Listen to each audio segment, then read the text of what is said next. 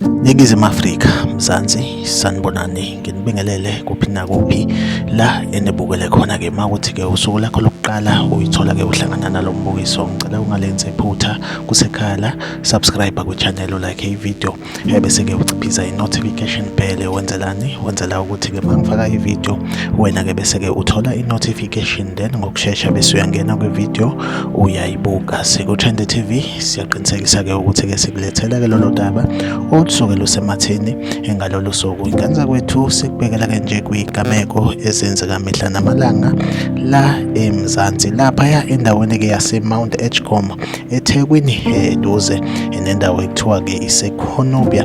Kubikwa ukuthi-ke sekudutshulwe amaphoyisa amabili asebenza ngaphansi kophiko ekuthiwa-ke i-Crime Intelligence. Kuthiwa-ke adutshulwe ngey'bhamu ey'nkulu, kanti-ke abasolwa bebehamba nge-Toyota Quantum. Kubikwa ukuthi-ke iphoyisa elilodwa obekuyilona ewelidrayiva ekuthiwa-ke lishonile endaweni yesigameko, kwase kuthi-ke elinye lalimala kabi laphuthunyiswa esibhedlela. Lesigameko senzeke laphaya endaweni-ke yase-Mount Edgecombe eThekwini, eduze nendawo ekuthiwa-ke ise-Cornubia. Like ivideo, subscribe kwi-channel, uphinde ukhomente kwi-comment section ungitshela ukuthi kuthini ukuphawula kwakho ngalolu daba. Siku-Trend TV ngizohlezi ngikhona ngulethela-ke indaba eyisematheni usuku nosuku. Asihlangabezane kwivideo elandelayo.